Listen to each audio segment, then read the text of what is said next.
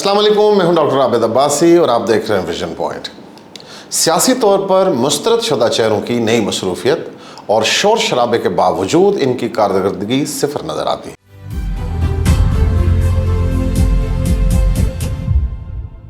ये वही चेहरे हैं जो बरसों इक़्तिदार के ऐवानों में बराजमान रहे, वजारतें संभालते रहे, आम फैसले करते रहे और कौमी वसाइल पर मुकम्मल इख्तियार रखते रहे। सवाल ये पैदा होता है कि जब इख्तियार इनके हाथों में था तब अवाम की ज़िंदगी में कौन सा इनकलाबी फ़र्क आया, कौन सा निज़ाम बदला और कौन सी मईशत या इस्लाहात नाफज हुई? तो जवाब है ज़ीरो। कल तक यही लोग एक दूसरे को करप्ट, नाअहल, सेलेक्टेड, चोर, गद्दार और मुल्क दुश्मन करार देने में मसरूफ़ थे और एक दूसरे की हुकूमतें गिराने के लिए हर मुमकिन हद तक जाते थे।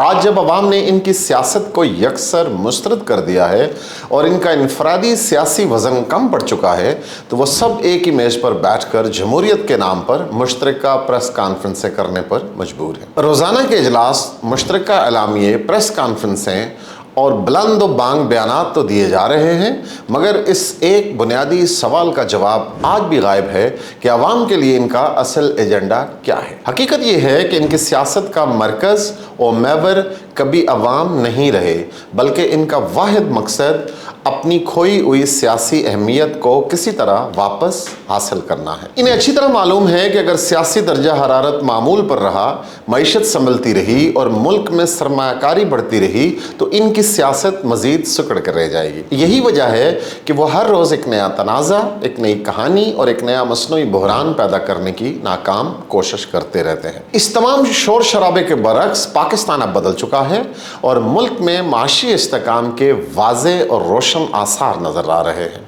मूडीज़ ने पाकिस्तान की खुद मुख्तार कर्ज दर्जा बंदी CAA1 से बढ़ाकर B3 कर दी है और आइंदा मंजरनामा मुस्तहकम करार दे दिया है, जबकि पाकिस्तान स्टॉक एक्सचेंज में सरमायाकारों की तादाद बढ़कर 6,70,025 तक पहुंच चुकी है। स्टेट बैंक के अदाद-ओ-शुमार के मुताबिक मुल्क के मजमूई ज़र मुबादला के ज़खायर तकरीबन 22.5 अरब डॉलर तक पहुंच चुके हैं और पॉलिसी शरह सूद में नुमायां कमी आ चुकी है, जो कारोबारी सरगर्मियों के लिए एक इंतहाई मस्बत इशारा है।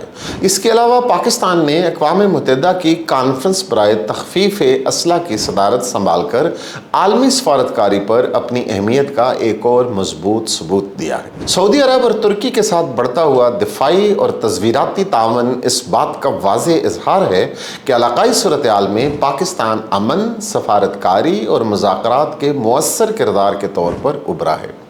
यानी एक तरफ मईशत में एतमाद बहाल हो रहा है और आलमी सतह पर पाकिस्तान का वज़न बढ़ रहा है, जबकि दूसरी तरफ कुछ मुस्तरद शुदा अनासर मसनूई बहरान पैदा कर रहे हैं। इन्हें ये बात अब समझ लेनी चाहिए कि सियासी शोर, रोज़ाना की प्रेस कॉन्फ्रेंसें और मसनूई बहरान अब अवाम को मज़ीद मुतासर नहीं कर सकते, क्योंकि पाकिस्तान को एहतजाजी सियासत नहीं बल्कि पॉलिसी की ज़रूरत है। पाकिस्तान अब माजी की सियासत का यरगमाल नहीं बनेगा और अफरा तफरी की सियासत को अवाम हर बार की तरह एक बार फिर सख्ती से मुस्तरद कर देंगे।